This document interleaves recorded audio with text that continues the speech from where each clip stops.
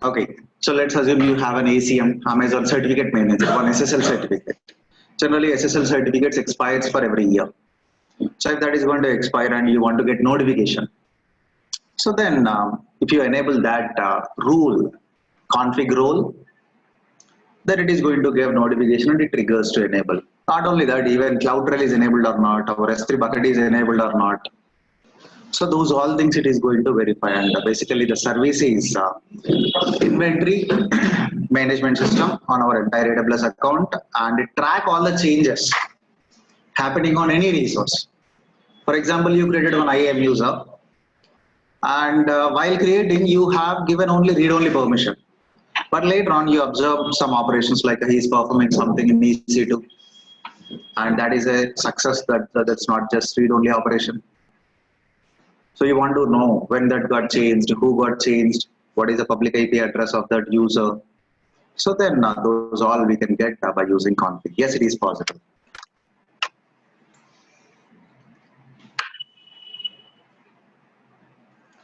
Okay, so now let's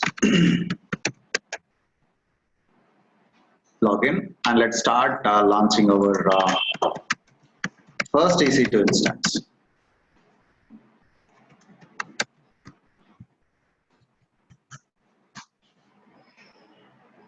Okay, so I've not shared this S3 document, right? So I'll share it, and the URL is same. There is no change in this URL.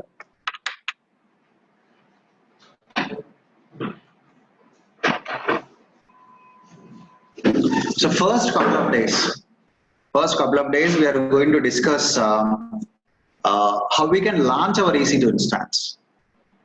After that, we are not going to took much time to launch an EC2 instance. So later on, like I'm just going to 30 seconds to launch an EC2 instance. I'm not going to explain each and every feature again. So here in today's session, we'll see how we can launch Windows, if time permits, Linux also. Okay. So, but before that, we have mainly two tenancies in AWS environment. And if you observe AWS isolation diagram, so you know hypervisor, basically virtualization mechanism. So, okay. So, can we install multiple operating system on same machine? How? Dual boot. One is in C drive, one is in D drive. But I want to run both at a time, and I want to use both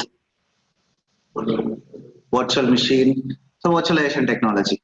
So like you can use VirtualBox or VMware Workstation or VM Player. So basically these all are virtualization mechanisms. So now I have Windows 10. On top of that, I'm going to run. I want to run another operating system.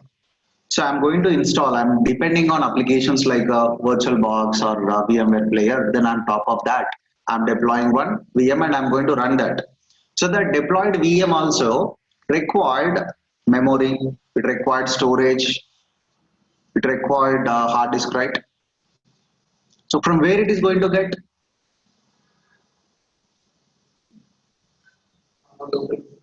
From our local machine, the base hardware, the physical hardware. So for example, the base hardware contains 8 GB RAM. So can you give entire 8 GB to the VM? No. So why? Because our base Windows 10 needs some. On top of that, you can give some. So exactly same way, let's assume, okay, for Windows 10, you need 4 GB for idle performance. So out of 8, 4 GB is using by this Windows 10. So on top of that, can I run multiple VMs with the 4 GB, 4 GB, 4 GB? You cannot run. Why? Because it all depends on the physical resources. So the first mechanism, the mechanism we are going to talk about is host-based hypervisor mechanism. That means we are going to have all the physical interfaces. On top of that, we are going to run one operating system. On top of that operating system, we are going to install some applications, virtualization applications or tools. Then here you are going to run multiple VMs. You are going to run multiple VMs. So all these VMs, whatever the VMs you are configuring here, all these VMs are actually going to use this hardware only. And this host also uses the same hardware. The same hardware is sharing with multiple operating systems. So as we are running, here is our physical resources. And here in our case, it is a, let's assume Windows 10 or a host, whatever operating system that is. If it is a Linux, you can take KVM. If it is like a Microsoft one, you can just go with the, that's a Hyper-V, so it's a bare metal one. So here, like you can take VirtualBox or VMware Workstation. You can take any tool, and here you can start running all your operating systems. So this mechanism is host-based hypervisor mechanism.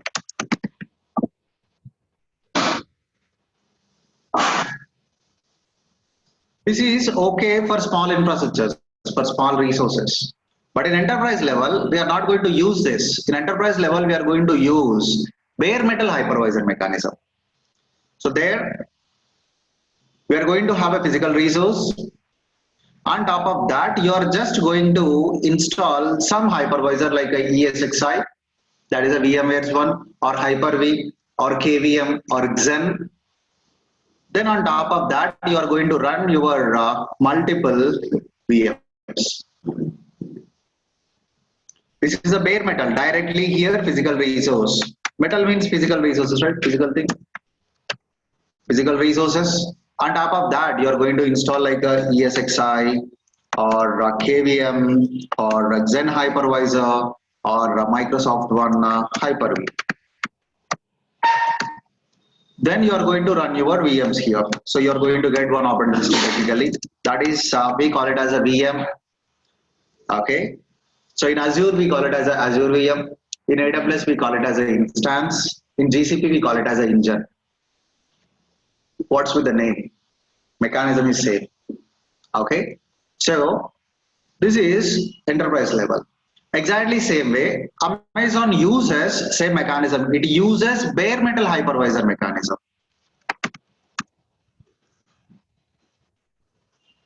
It uses bare metal hypervisor mechanism. Okay, but in between, a lot of advanced options involved. Why? Because here, this is our own hardware. Whatever the VM we are going to run, these all are our own machines. So even if communication is there, also no issues. When everybody is ours, when they communicate, no issues, right? But when someone came from outside, if they are talking to our servers, it's a big issue. So that is why Amazon implemented a couple of security layers in between, and we will discuss that now. And we call it as a EC2 instance isolation diagram. So first of all, again, it is a bare metal mechanism only. First, we are going to have a physical resource. On top of that physical resource, Amazon is going to maintain its own firewall solution. Amazon's own firewall solution. And if you want to perform some tests like a stress testing or load testing or penetration testing, so you must take a prior approval. Why? Because that is going to happen on this physical layer. So you must take prior approval. Without approval, if you are doing the test, Amazon have rights to suspend your account. Why? Because while creating, you selected that option. I accept all terms and conditions. There they mention that. So if you want to make sure you take a prior approval, this is a certification question. Okay. So on top of this, we are going to get customer managed security layer. That is nothing but security groups. That is a security group. So this layer customer can manage. So what traffic you want to allow, from what network you want to allow.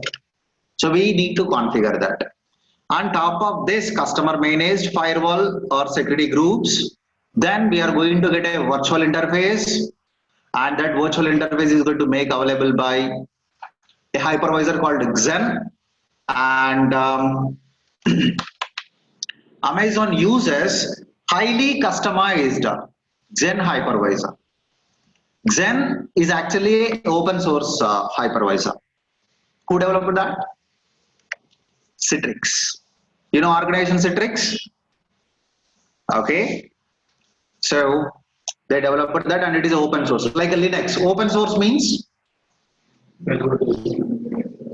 free to use first.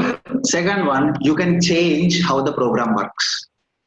You can get access to backend source code, the actual code. So you cannot modify this Windows operating system source code. Microsoft will not give that option. But Linux, yes. You can go to kernel.org. There you can find all the source code. You can modify. So that is why we have many flavors. And you can use for any purpose. Either it's an educational purpose, commercial purpose. And if you need support, yes, some organizations are costing us. That is completely different. So, but it is free to use, and you can use for any purpose. So this Xen also same. Amazon taken that, and it is not going with all the default options. Amazon highly customized that. So then on top of that, we are going to get our instances. This is customer 1 instance, customer 2 instance, and customer n instance. Again, Amazon is going to get everything from physical resources only. Everything comes from physical resource. On top of that, firewall solution. And here, customer security group. Let's assume this is customer 1 security group. And here, customer 2 security group. This is customer n security group. Amazon is going to manage this for us. So then, virtual interface. So that virtual interface will be available by Xen hypervisor. Remember that that is also one of the certification question. And here our instances. So this customer 1 instance, customer 2, customer n instance is going to run here. Okay. So let's if you want you can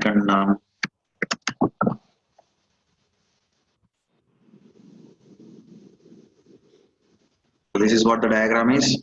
Physical interface, firewall, customer security group, virtual interface, hypervisor, and customer 1 instance, customer 2 instance, everything is running on top of this. Now, when any request comes, first it go to firewall. So just because of this firewall only, these all instances cannot communicate. So then it is going to filter the security group. Then it is going to clear with virtual interface and just make this physical interface available to our customer. So then the same mechanism as this, but with advanced features like Amazon implemented firewalls and all. Okay, so this is a EC2 instance isolation diagram. Again, if multiple customers instances are running, that is a shared tenancy. That is a shared tenancy. It's like a Ola cab or Uber pool. So multiple users are using same car resources. Again, you really don't want to share the underlying resources with any other customers. In that case, we can choose a tenancy called dedicated tenancy. We have a tenancy called dedicated tenancy. When coming to dedicated tenancy, the underlying resource will not share with any other customers. Okay. Again, within dedicated tenancy, we have two categories. One is dedicated host and another one is dedicated instance. One is dedicated host, second one is instance. So if you are taking dedicated instance, technically we are going to get only these dedicated ones. But again, underlying resource will not share. Underlying resource will not share. In future, if you need any other dedicated instances on this physical resource, If any empty resource available, Amazon may run your instance there itself. Why? Because underlying physical resource is dedicated for you. It is not sharing with anyone. Some empty resources are there, they are going to allocate. The disadvantage with this is you cannot view how your instance is laid down. So some applications required licensing part works with CPU cores. For example, if you know Veeam backup, VMware's Veeam backup, the licenses, if you want to purchase license, they will ask you, okay, for how many CPUs you are going to apply this. So if you have such type of requirements, go with the dedicated host option. Technically, you're going to get all this. Again, you're going to get your dedicated hardware. There is no change in this both. But here, visualization, no visualization, here visualization. You can view, okay, how license is applied. You can apply licenses, but is involved with. And it is going to cost us very high, both tenancies. So, shared tenancy will come under free tier eligibility. So this is what the basic mechanism, how EC2 instances are going to run on the hardware. Okay, so any questions here, guys?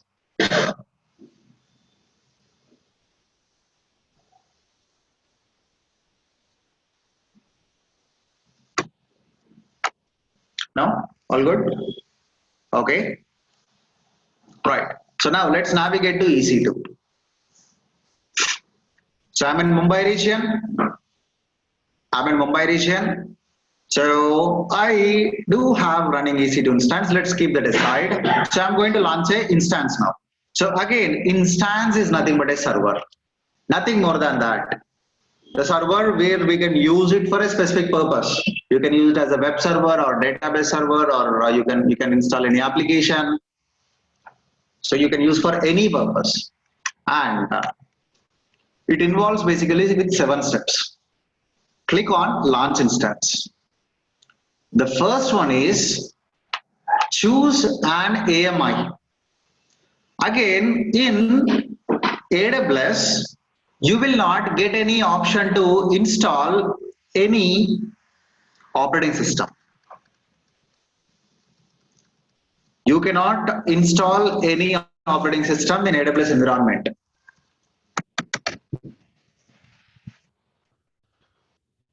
Okay. So we have AMI stands for Amazon Machine Image. AMI stands for Amazon Machine Image. So this is nothing but an operating system with required applications and services. Simply you can find that here. The template that contains software configurations required to launch your instance. So here we have multiple options. The first one is quick start. Whatever the one frequently, I mean all the customers or the based on operating system Amazon built at that. This is Amazon Linux AMI, Amazon's own Linux operating system. This is Amazon Linux version 1 and this is version 2. This is Red Hat Enterprise, SUSE Linux, Ubuntu, Microsoft Windows Server 2019 with only base and Server 2019. So these are all different operating systems, but all are server class operating systems. All are server class operating systems. Again, you cannot find Windows 7, Windows 10 or Ubuntu desktop versions here. This EC2 is designed for server class operating system only, not for client class operating systems. Okay. So for client class operating system, we have another service called Workspace. There you can launch Windows 7, Windows 10 and all. Okay. So now, as I mentioned, I'm going to launch Windows Server 2012 R2. So again, if you want to, if you customize any of the operating system, or if you migrate any machine from GCP or Azure or from on-premise, those all you will get under here. You can migrate your own operating system. It is possible. So that you will get it here. And we discussed AWS Marketplace, a place where we can buy or sell So if you did not find, for example, here I'm looking for CentOS and it is showing not available. But let's take Kali Linux. Let's assume you want to explore something related to ethical hacking and all. So basically we use Kali Linux. So there we cannot find that here. So in that case, you can go to AWS Marketplace. There, search for your required operating system. Look for Kali. There you can see it is a Kali Linux and it is a free tier eligible one. Then as it is under Marketplace, we may get a bit charged for AWS usage cost. Again, CentOS, just go here, look for CentOS. You can find different CentOS versions. These all are the CentOS only with the minimal 7.4 with LVM, updated HVM. And here is a community AMIs. When coming to community AMIs, you can filter by using required communities, by using architecture, by using root device types, or by using operating system. From AWS community, you can pick any of the one. So we always go with this quick start, and it is a brand new OSS. The customized ones you will get it here. We will discuss that in our further sessions. Okay, so here we have an option, search. I'm going to launch Windows Server 2012. Again, if you want to launch 2019, yes, you can go and launch, but it is going to take a bit time. And if you want to launch Windows 16 also, you can do that. So, but I was very habituated with Windows 2012. Again, it's all, the process is same, no changes. But 2019 coming with only CLI. So just go with the 2012. And I'm going to launch Microsoft Windows Server 2012 R2 base. And as we are aware, Amazon is giving free tier eligibility. So if I select this, yes, I'll come under free tier eligibility. But here we do not have any free tier eligible label. If you are launching that, you are going to get charged for that, for OS also. So if you want to filter only operating systems or AMIs comes under free tier eligibility, select this option. Everywhere Amazon is going to give this option. If it is going to cost you, they are going to give that option. So make sure you just need to, like you really don't need to enable that option, or you can skip that. Then you can eliminate unwanted charges. So we are going to get 2012 base and 12 R2 base. So I'm going to select 12 R2. Select that. Now here we need to choose an instance type. So this is the second step. This is a second step and an important one also. Okay, so here we have different configurations with different purposes. So you must choose your appropriate or required based on your use case. Again, no organization is going to use only one particular type. You may use multiple, or you may stick to only one. Again, your organization may use one particular instance type and my organization may use another particular category. It all depends on application use case. We need to choose this instant type. Instant type is nothing but configuration of your machine. So how many CPUs you required? Again, it is a virtual CPUs. First one. Second one, how much memory you require? That is nothing but RAM capacity and network performance.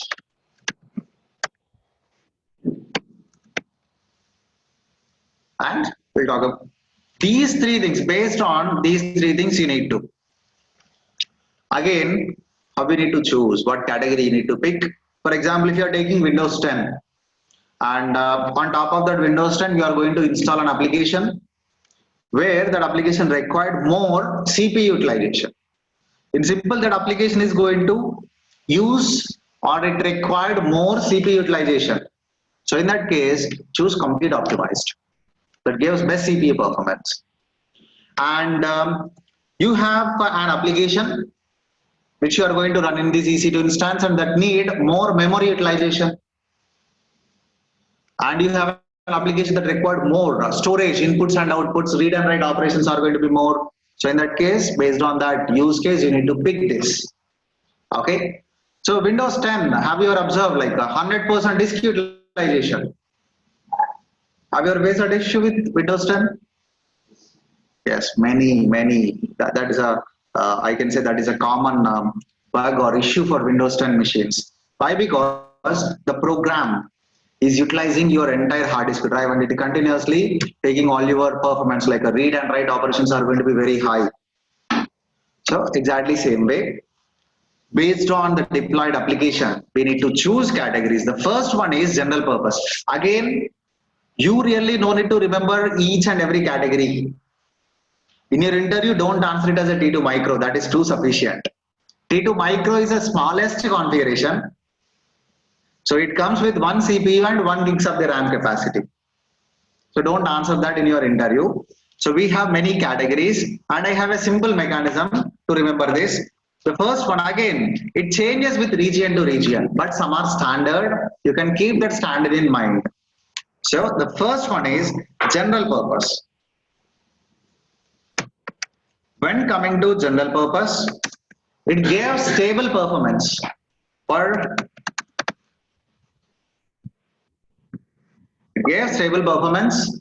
all the computing resources, all the resources, CPU, memory, disk, and the categories T2, T3, and M5A, M5D,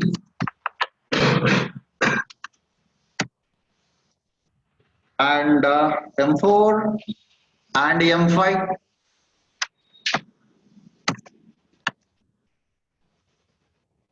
And C5, C4, oh, sorry, I'm not filtering. Okay, I'm going to select general purpose. T2, T3, M5, M4, M5D. Okay, so these are general purpose category instances. Again, it depends on the configuration. Again, if you are taking T2 Nano, that comes with 512 MB RAM capacity and 1 virtual CPU. Then T2 Micro, 1 virtual CPU and 1 GB RAM capacity. Then T2 Small, and T2 Small, 1 virtual CPU and 2 gigs of the RAM. Then T2 Medium, then T2 Large, T2 Extra Large, 2 Extra Large. So most of the times this RAM capacity is going to be double. Okay, this is a general purpose, the first one. The second one is compute optimized. So here under compute optimized, what is compute? Mainly CPU. It gives best CPU performance. Whatever the application you are going to deploy, if it is going to consume more CPU utilization, choose this category. And categories are C4, C5, C5.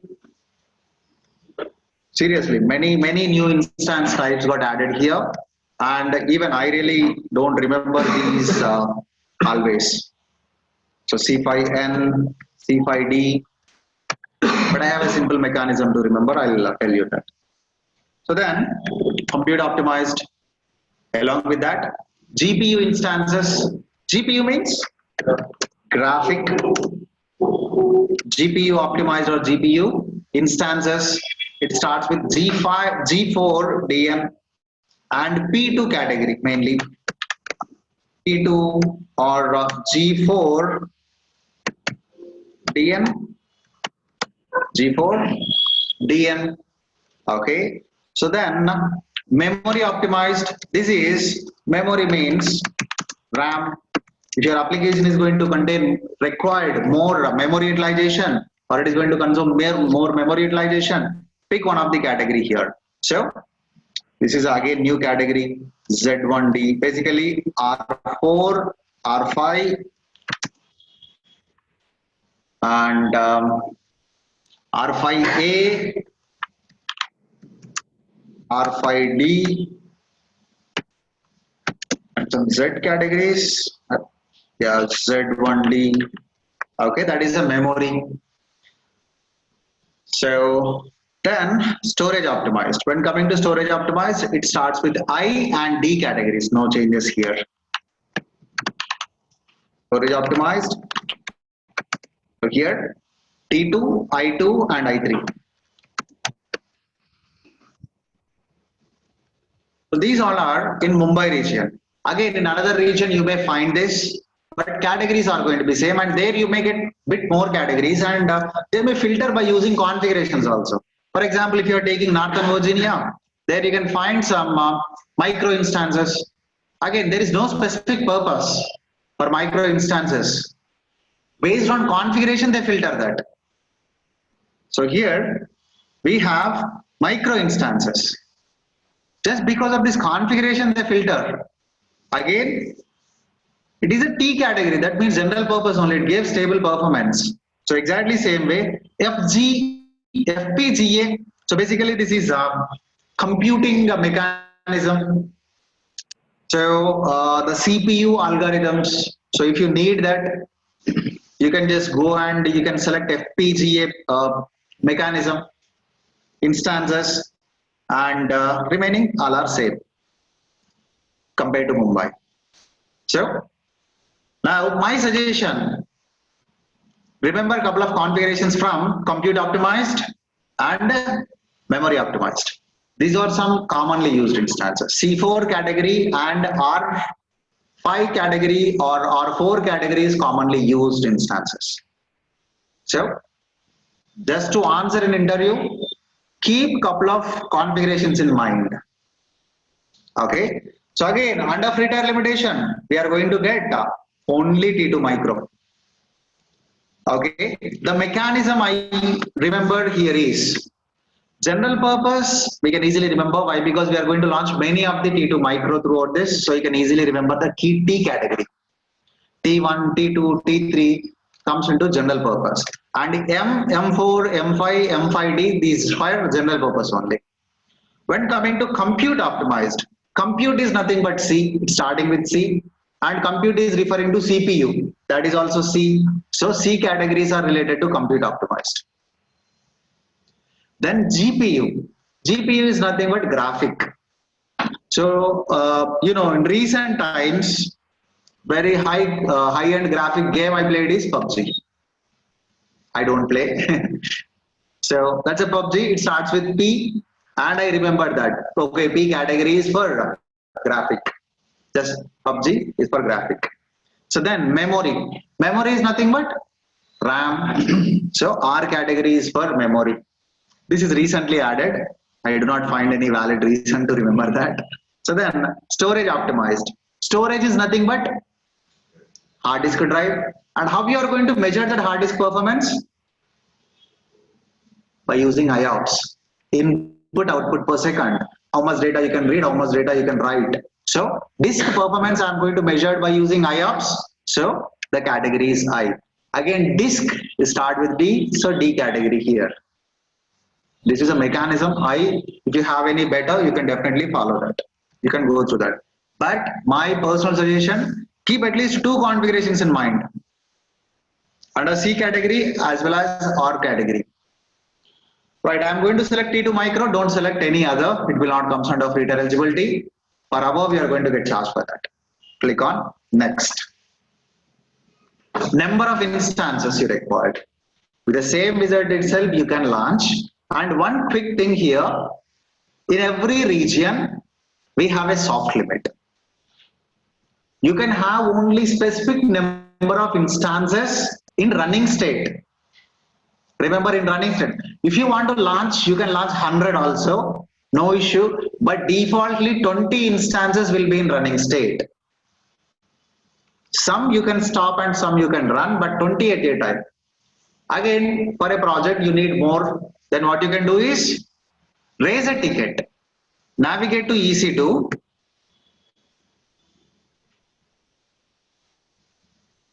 oh, what happened to this browser?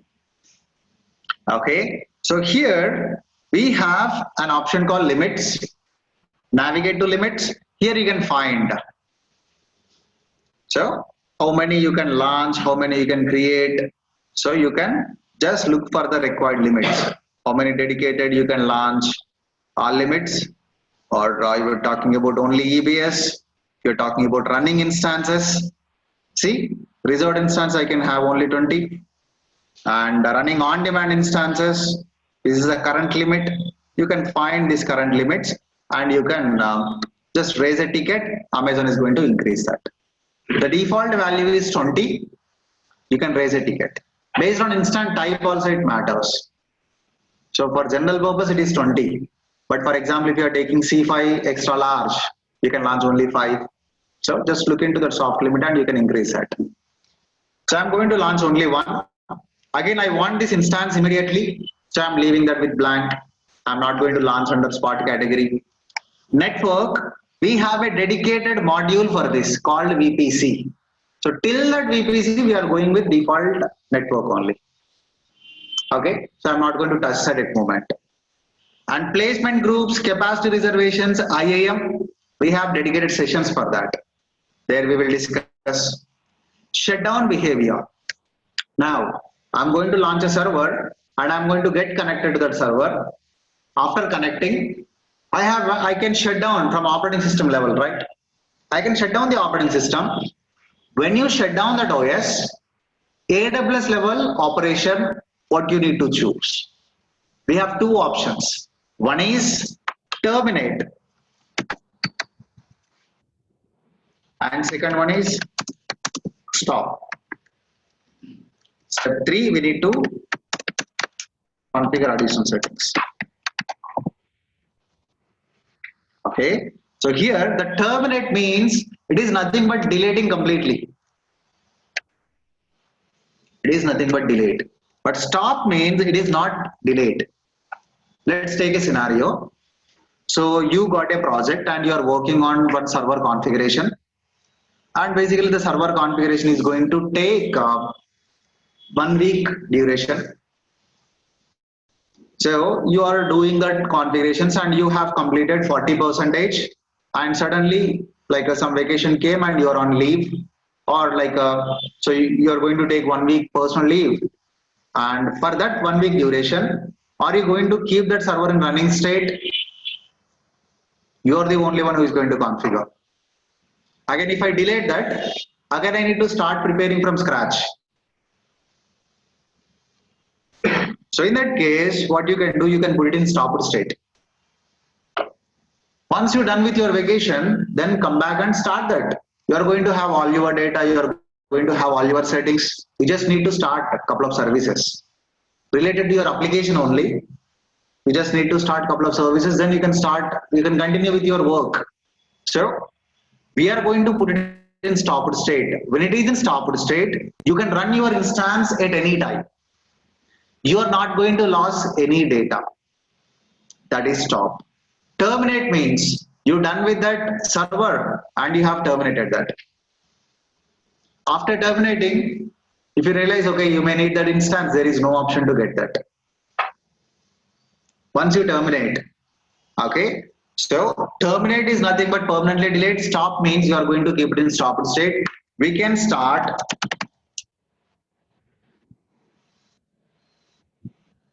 whenever we want to, and it contains all our settings and all. We are not going to lose any data. So that is a stop and terminate option. Okay, so then enable termination protection. So I'm going to give stop only here. I'm not going to select terminate. I'll show you that. So enable termination protection. So when coming to termination protection, so here you may accidentally terminate your EC2 instance. So to eliminate such type of accidental operations, you can select this. If you really want to terminate, you need to disable this feature first, then only it allows you to terminate instance. So adding one more extra step to termination process. So I'm going to enable monitoring. Okay, so again, what is a service for monitoring on our AWS environment? CloudWatch is a service where it used to monitor our entire AWS environment. Okay. Again, in S3 we have metrics, right? That metrics also generated by using CloudWatch only. And here, in our base operating system also, like the Windows 10, Windows 7, these machines, you can get a performance report. Where you can get that? All the computing resources, that monitoring, if you want to monitor by using graphs and all, your base computer. What? Task manager, okay. I'm expecting a bit advanced answer.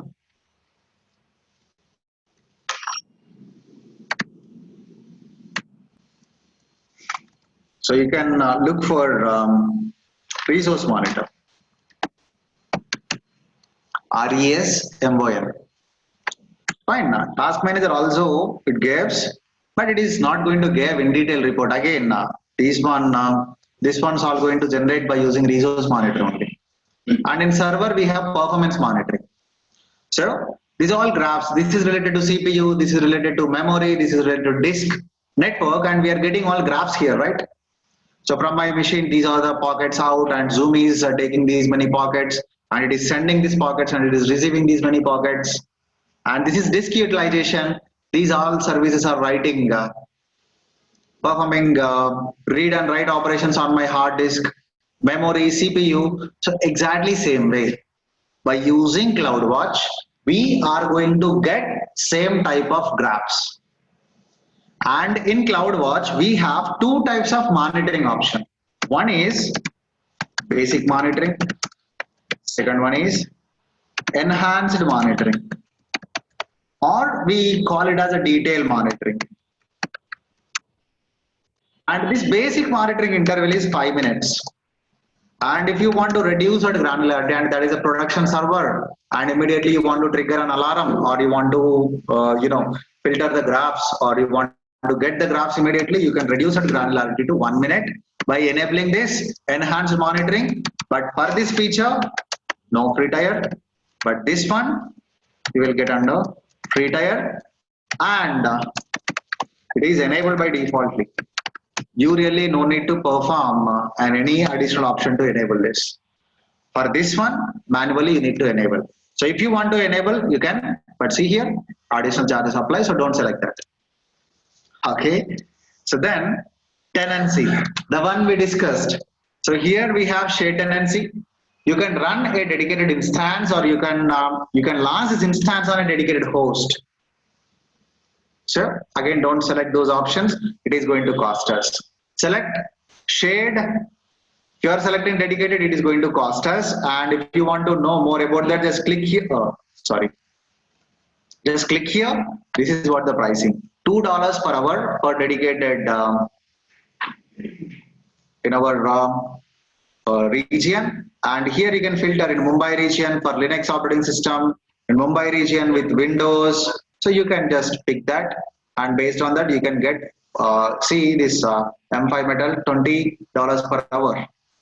So the configuration also very huge. 345 CPUs and 384 gigs of the memory. So again, don't choose that. So we are good with shared tenancy. Then T2 or T3 unlimited, basically we have an advantage. It is going to add required computing resources automatically. If CPU utilization is high, it is going to add some CPU power temporarily. So that is, you will get only for general purpose category.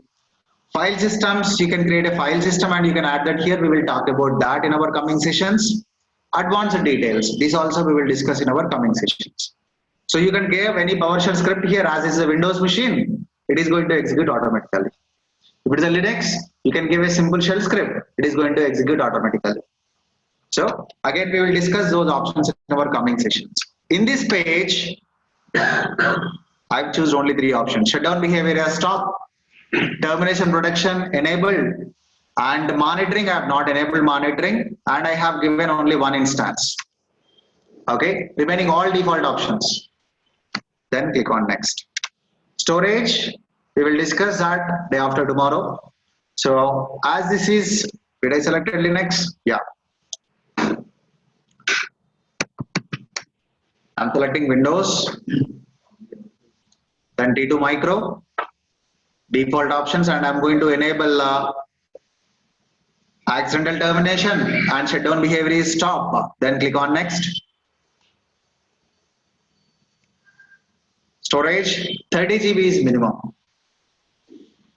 If you are giving 29 GB, it is not allow you to launch. That is a basic OS requirement here. So 30 GB.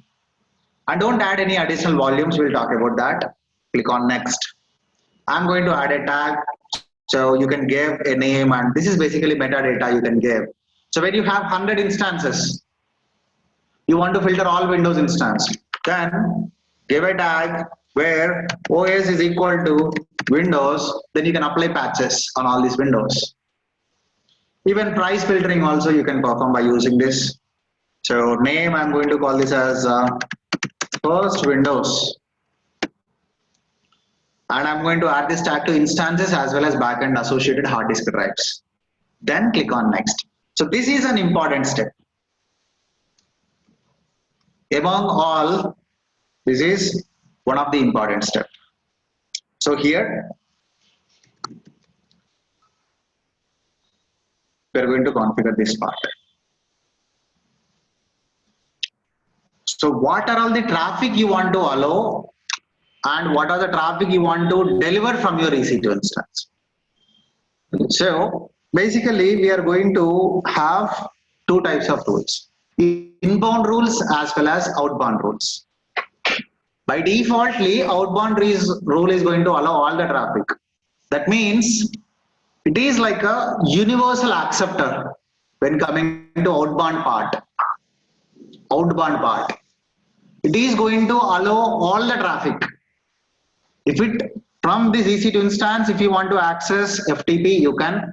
If you want to access HTTP, you can. If you want to ping, you can. If you want to perform or if you want to access one of the SQL server, MS SQL, whatever port that is running, from the EC2 instance, it can accept. That is inbound, outbound. Inbound means the traffic out from your EC2 instance. For example, you made that as a web server. If you open port number 18 inbound, only that website will be available to end customer. Otherwise, no. So, inbound and outbound. Here, allow all traffic by default. Inbound, we need to open required ports here. Again, what is that ports? So you know TCP protocols, TCP IP, and basically how many ports or protocols we have? How many ports? 0 to 65,535. 5 or 6? I believe 5. 0 to 65,535 or 6? Not sure, but basically 6. Okay, 5. So, again, every protocol uses one port. See, we are giving this google.com. I can even give google:80 and I'm able to get that web page. Why? Because that's the default port. This HTTP protocol is going to use HTTP or HTTPS. So we can configure redirections, forget about that. So basically HTTP protocol is 80. HTTPS protocol is 443 and SSH port number 22. SSH we are going to use to get connected to Linux operating systems. See, I'm here in Naresh IT. The server is running somewhere else in AWS environment. How I need to get connected? So it is going to use a protocol over the internet, and that protocol must be allowed inside the EC2 instance. Then only I can get connected. If this port or protocol is not enabled or not allowing us, you cannot get connected to that machine. This is in simple. It is an entry and exit. It is an entry point to our operating system. It is a door in simple. So if it is a Windows RDP, 3389 is a protocol, the number, and MS SQL 1433. Sorry, this is MySQL. So MS only 1433. MySQL is 3306. So exactly same way, we have some ports. That port must be opened, then only you can get connected. So as this is a Windows, port number 3389 must be open. If it is a Linux, port number 22 must be open. Without this port or without this port, forget about all this. Without this, you cannot get connected to your Windows machine. It must be open. Okay. So by defaultly, it will choose an option, create a new security group. But for every single instance, do I really need to create a new security group? Not required. If you already have any existing one, you can select that. Let's assume this is our first instance. So what I can do is, for all web server, I can create a one security group. For all database server, I can create one security group. Or for all Windows, for example, this is Windows I want to use, Windows security group. And Windows required port number 3389. So in future, if I am going to launch any Windows machine, I really don't need to create a new security group. Simply, I can select this existing and I can pick this. So this port is allowing us to get connected to that machine. First thing. Second thing, what is the source?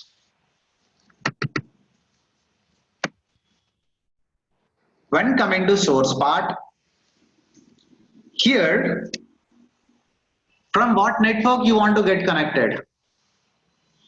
So if you are giving 0.0.0.0/0, that is nothing but everywhere. That is nothing but everywhere or anywhere. Okay. So you can get connected from any network if you have valid username and password. Again, so let's assume this server contains some sensitive information or confidential information. I really don't want to allow to connect all the users across the globe. Whoever sits in our office, only I want to give permissions. So in that case, give IP address. Choose manual and give particular IP address. If that user sits in that particular network, then only he can get connected. That is second one. And third one, my IP. It is going to pick currently connected network public IP address. It is going to pick currently connected network public IP address. Again, if you shift to any other network, now we are in Naresh IT network. I launched a server, I selected my IP. If I go to my home, there I have a different public IP address. If I try to get connected, it will not allow us. You can open multiple ports also. And here, we do not have any option like a DENY. So no DENY, so no conflicts. When you don't have DENY, no conflicts, right? If you want to make it available for multiple networks, okay, open multiple ports, multiple types. Okay, so now go here and I'm going to give anywhere. It is going to pick all the networks. So if I gave my username and password, anybody can get connected to that. Again, my IP, this is currently connected network. So if you go to Google and if you look for my IP, this is what your currently network public IP address. If you want in detail about this, what is myip.com? Go here. This is a Hyderabad, the Hathway Cable Datacom. This is a public IP address. You are going to get all this information. So you can pick that, then you can get that. Again, in some scenarios, let's assume you are doing work from home. So you got a request to create one server, and that server must be available to your only organization. Who sits in your company, only they should get access to that. So in that case, if you select my IP, it is going to pick your home IP. Again, for security reasons, you really don't want to make it available anywhere. So in that case, select custom, give your organization public IP address. I'm giving one IP. Along with this, I want to make it available for another network. I can give RDP and let's assume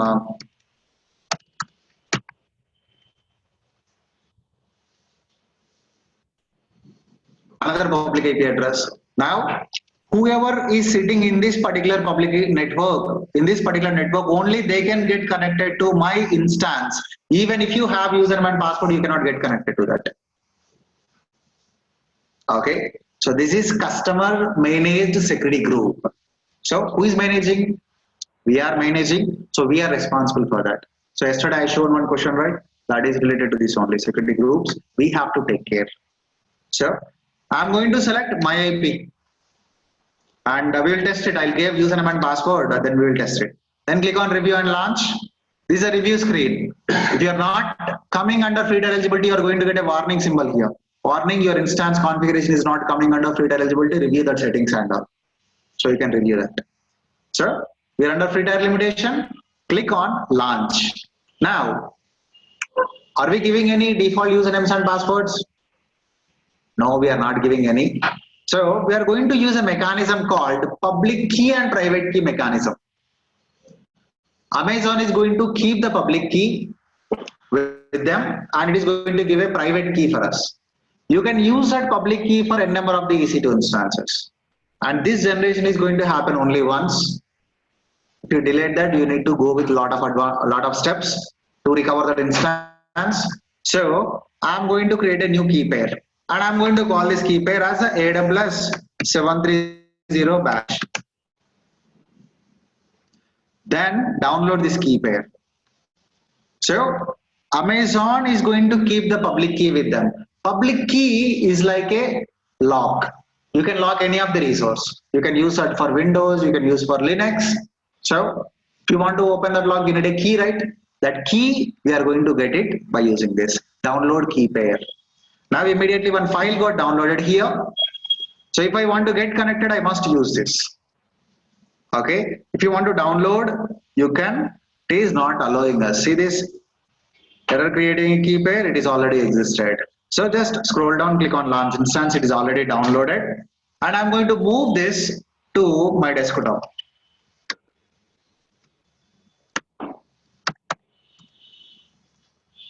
Okay, so this is my key pair. And the format is PEM format. All right, now click on view instances. Now one instance is launched and it is in running state.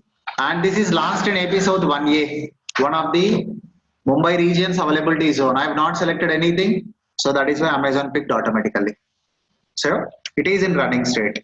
Again, for Windows machine, it is going to take 4 minutes to, we are going to have a service called EC2 config. That service is responsible for the public key and private key encryptions and all. So that is why it is going to take minimum of 4 minutes. Then only you can get connected to that. So again, to get connected to this Windows machine, we are going to take MSTSC, remote desktop connection. And we are going to use a public IP address. Why? Because this is what the unique IP address we got for this instance. Okay. So I'm going to grab the public IP address. Again, how you can open that remote desktop? We have multiple options. One is go to start, look for remote desktop connection. Open this, give the public IP address, click on connect, and it is trying to connect and it is asking me to enter username and password. First step. Second, open run, give MSTSC, Microsoft Terminal Service Console. MSTSC, click on enter. Again, the same window is opened. Give the IP address, click on enter. It got connected. Otherwise, if you are too lazy to enter all these things, we do have another option. Go to actions, connect. Here, download remote desktop file. Click on that, immediately one file got downloaded. If you double click that, it is going to ask you that small security exemption, just give connect. It is picked up the public IP address automatically and it is going to pick the IP address, username automatically. It is asking us to enter the password. So, but are you your download box is going to fill up with many of the files? So I really don't prefer this option. So I'll always go with the run MSTSC, give the public IP address or public DNS. See, by using this public IP address, only public DNS is going to generate. So you can use either of the one. Grab that, open MSTSC, enter that public IP address, click on connect. Then it is asking me username and password. I really don't know username and password. Then select your required instance, actions, get Windows password. Click on get Windows password. And this is what the key name. Go to key pair path, click on choose file. Now I have a file on my desktop. The file name is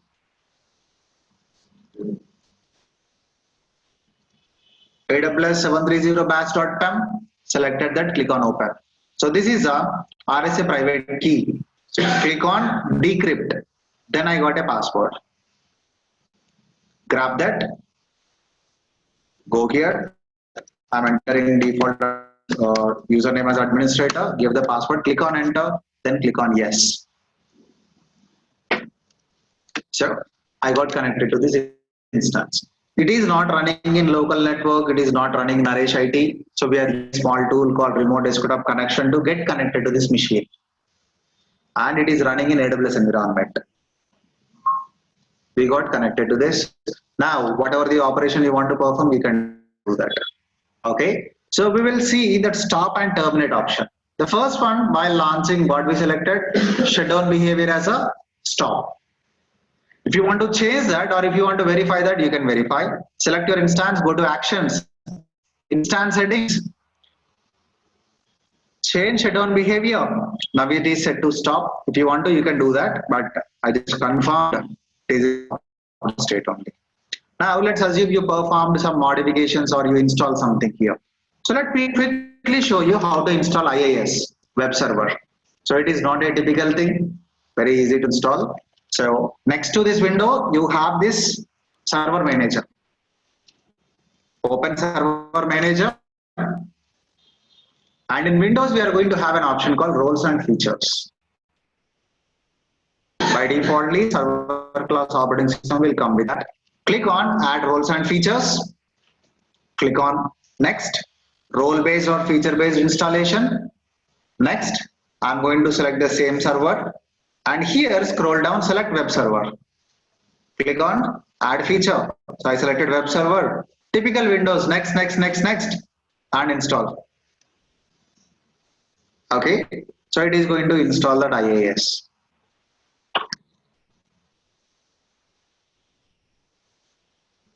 So I just want to show you the stop and that option. So along with that, I decided to change that wallpaper also. So let's take an image. And you can easily copy and paste from our local machine, as both are Windows ones. You can easily perform copy and paste. And I'm going to set this as a desktop background. I change that. Okay. Simple. Perform some modifications. And this installation is happening. Again, if I give public IP address, will I get output? So this installation is succeeded.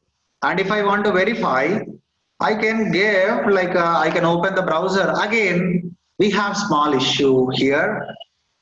If you are opening this Internet Explorer, you are going to get this issue. So this is we need to edit some registries, or Amazon need to fix that. So instead of that, what you can do is you can go to this window and give google.com. It opens Internet Explorer and you can work here. Okay. And security alert, okay, give okay. And in Windows, we have a feature called IEEHC, Internet Explorer Enhanced Security Configuration. If you want to access any website, you need to allow most of the security settings. See, I need to add this to trusted websites. I'm adding this website to trusted website, then only it does allowing me to load that page. So if you want to disable this feature, what you can do is you can see, just to load one page, I did for 3 times. If you're accessing any web page, again you need to give that. So to disable that, under same server manager, navigate to local server. Here is an option, IEEHC. It is on. Turn it off at least for administrator. Then okay, then close. Again, you need to close your browser and open to take that effect. So just go here, give google.com. So it got opened, right? So now, you know what is localhost?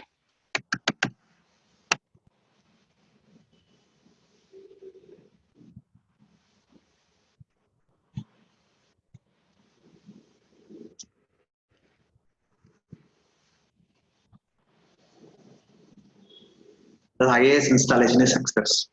So we are getting this page. Or you can even give like a 127.0.0.1 also. So basically this is a loop back IP address. It is going to point to itself. So I'm able to get this page. That means IAS installation is success. Now let's test this same by using public IP address in outside world. So this is my web server. If I give this public IP address, I should get that web page. Click on enter. See what protocols it is using to open this web page. It is using HTTP. Did I open any port for HTTP? No. Why? Because it is accessing. It is going to accept all the traffic by defaultly. Why? Because outbound rule allowing every traffic. But inbound rule, the traffic out from your EC2 instance. Outbound is nothing but traffic into EC2 instance. Inbound is nothing but traffic out from your EC2 instance. And we have opened only RDP. That is why we are able to get connected. Nothing is working here. But I want to deliver HTTP data also. What we can do is edit security group. So we created one security group for this instance, right? Go to security groups. At moment, outbound, all traffic.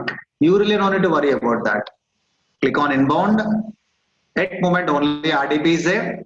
Edit this, add rule, and here I am opening HTTP for everyone. I am going to select only my IP. Then click on save. I am going here, give a refresh. I am able to get this page. But here, HTTP, I am delivering all traffic to only my currently connected network. If I give this IP address to any of the one, they cannot access this website. So if you want, you can give a try. You cannot access this website now. I pasted that URL in our chat box. So can someone try for me, please?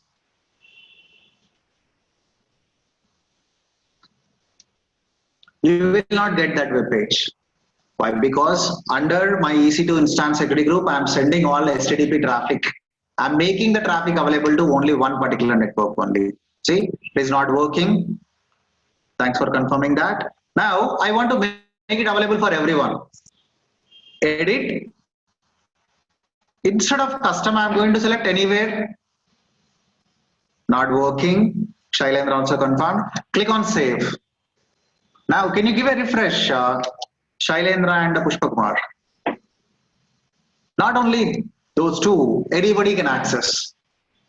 So security groups plays an important role when coming to connectivity perspective or delivering any of the service perspective. Sure, you can access that page now. So instead of this page, we can even give our own HTML pages also.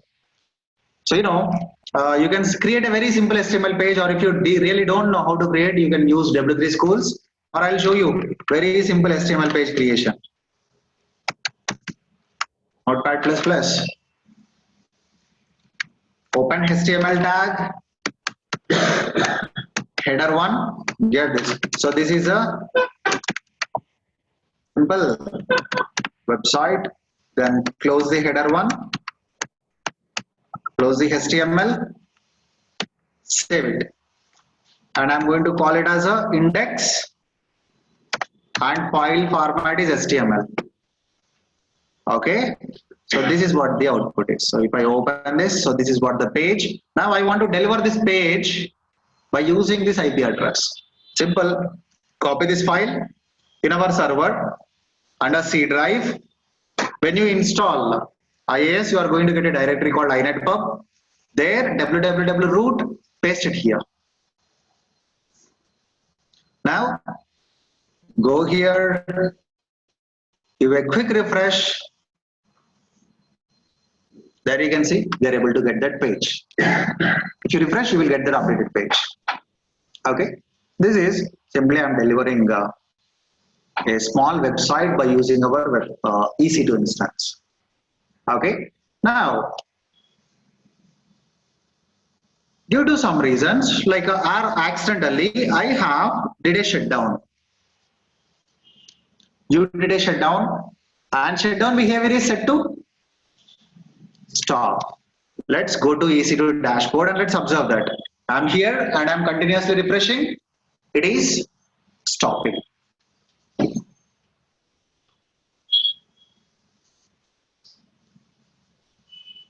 See, I'm working on one video how to prepare that Apache web server and all. So that is completed. So I want to integrate that with Jenkins and all. So for that purpose, I prepared this, but only 50% is completed. Apache part is completed.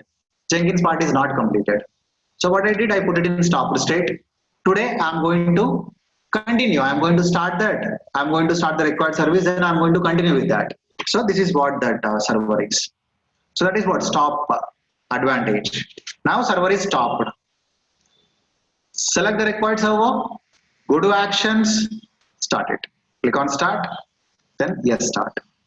Manually I started. Earlier I have not stopped automatically. When I shut down, it stopped automatically. Just because of shutdown behavior is set to stop.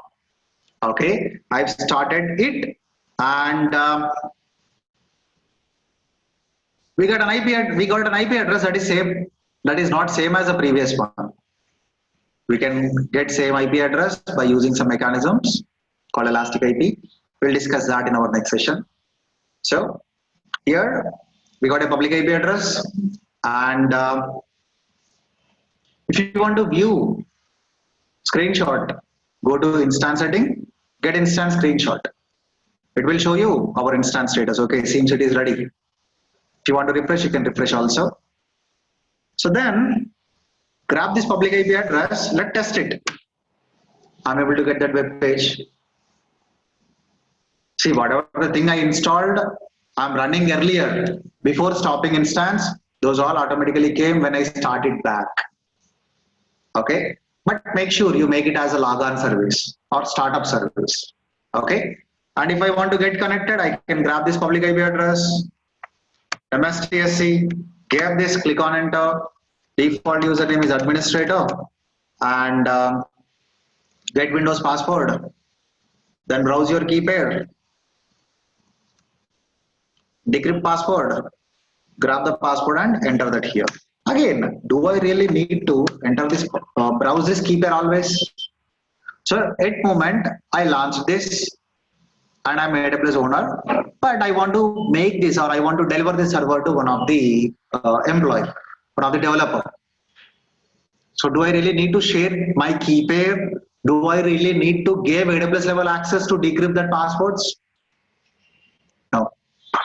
Amazon will tell you whenever you create this, password change recommended. So once you change the password, the key pair will not work. So take that as the first task. It will not work, I know that. So, but I want you to give it a try. That's the first thing. And second thing, so in Linux, you can take multiple sessions. But in Windows, how many sessions you can take at a time? How many users can get connected to a Windows server at a time? One. No. But is a server class operating system? Two. Two users. Again, not by using same username and all. So create another user within this operating system. Give valid permission to login. Try to install something. You cannot give local admin rights also. Then log off and log in. Try to get connected to this machine. Test that. That is what your task for today. Okay. So if you want to change the password, you can change that and you can give it a try. So once you change the password, you can just give public IP address, username, and password. Again, some reason, some organizations may not provide admin usernames and passwords. Create a user, local user, provide local admin rights or not, or give valid permission to remotely log into this machine and share the credentials to the developer without any AWS level access. He can log into the server and he can work on that. Is that clear? Okay, so that is what your task for today is. So that is how exactly we can launch a Windows machine and we can get connected to that. Okay. So we have a lot of advanced options here. Storage, we have a dedicated session, and IP address, network interfaces, and how we can launch the Linux one, and how to configure load balancers, how to configure auto scaling groups, how to create a shared file system and how to mount that file system. These are all topics we are going to discuss in our coming sessions. Okay, so any questions at moment, guys? Again, I enable termination protection, right? If I try to terminate this instance, say it is not allowing. Why? Because you enable termination protection. If you really want to terminate this instance, first you must turn that off feature. Go to instance settings, change termination protection. You need to disable it. Moment it is enabled, disable it. Now it got disabled. Then it allow me to terminate it. So before terminating, do you have any questions? Once you stop that, it will stop. Yes. Sometimes you will be charged for that. When instance is in stopped state, we are not going to get charged for the instance running hours. I'll talk about that. Okay, good point. So here I terminated that. When coming to cost,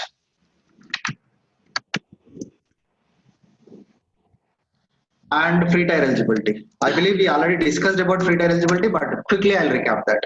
Every month you are going to get 750 hours per month for T2 micro Windows instance, and the same 750 hours per month T2 micro Linux instance. That means approximately you're getting 1500 hours. Okay, so if you're running one server, so let's assume you're running one server. If you use it for continuously 31 days, you're going to get 744 hours only. You can calculate that. See, the maximum months in a month is 31 and maximum hours per day is only 24, 744 only. But they are giving 750 hours. The mechanism is, if you are running one server, that is too sufficient, and still you are going to have 6 more hours in pending, like in reserve. Again, that is going to expire for every month 31st. So if you are running two instances, what will happen? You are running two instances continuously. So 24 hours for 15 days, you are going to consume 720 hours. So like if you are using two instances continuously for 18 days, 864 hours, but we got only 750 hours. So make sure once you're done with your lab, terminate that instance. So if you put your instance in stopped state, these hours is not going to calculate. Now, I have launched an instance, and yesterday evening, I launched this yesterday itself. This is what the launch time at 11 p.m. 13 hours back, I launched this. Then after a couple of hours, I stopped this. Till that stopped, the hours is going to calculate. After that, that 750 hours is not going to calculate. When I start again, then only that 750 hours calculation is going to start. That is the first thing. But we have storage. Backend, we launched this server, right? This server will contain some storage. That storage we are going to get only 30 GB under free tier limitation. So if you are under the 30 GB, that is okay. But if you are exceeding that, yes. For storage, you are going to get charged even if your instance is in stopped state also. It is a multiple Linux instance, only 8 GB, 8 GB. You can keep, you can launch 3, you can keep it stopped. No issues. So again, storage, we will talk about day after tomorrow in detail.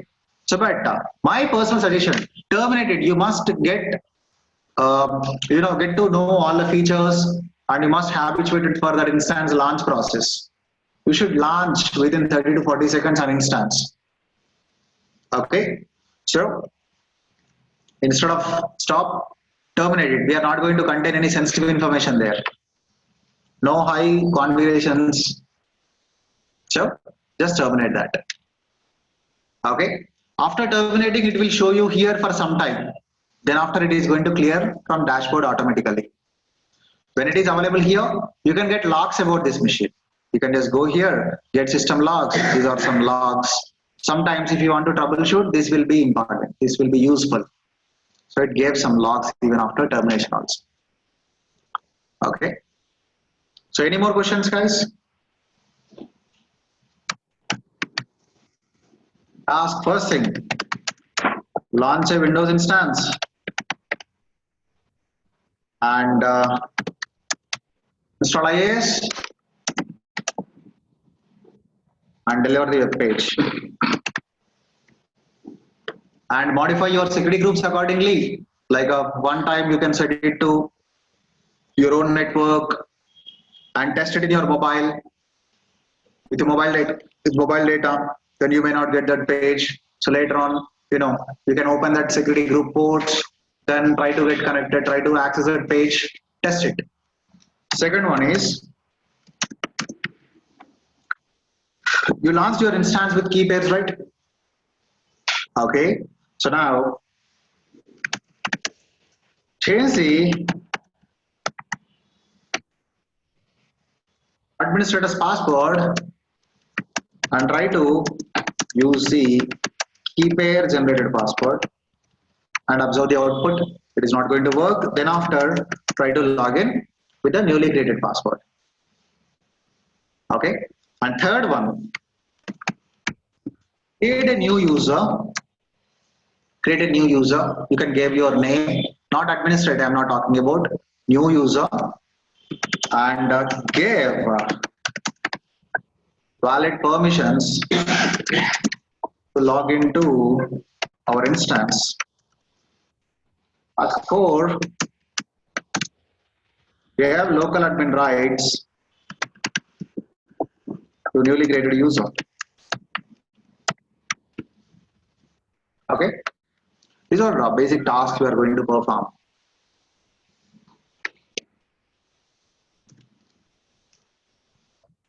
You can take a screenshot or you can take a picture of this.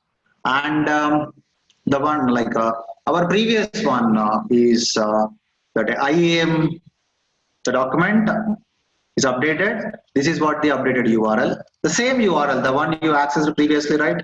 The same URL, no changes in that.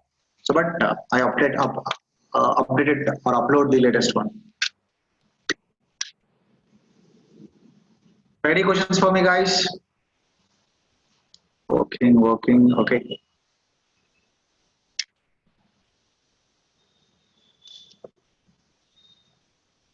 Okay, please paste here. Sure, I'll do that. And make sure you save this to your local machine, guys. I'm not going to make it available always.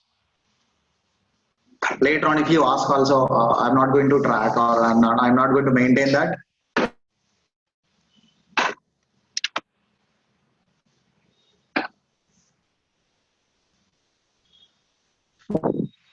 If you not yet created your AWS account, do that immediately. Without hands-on experience, you cannot learn anything. So after like when we are into ELB concept and all, so if you don't understand something or if you are facing difficulties, don't blame me, please. So you must practice on same day. Every single day, give 1 hour for this AWS. I'll make you to moderate to advanced stage. Moderate is my guarantee. I'll make you to moderate. I'll give a confidence where you can take any of the task, where you can take up any kind of task in AWS.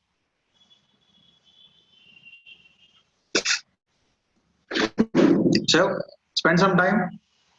So instead of TikTok, slides, swipings, spend at least 1 hour.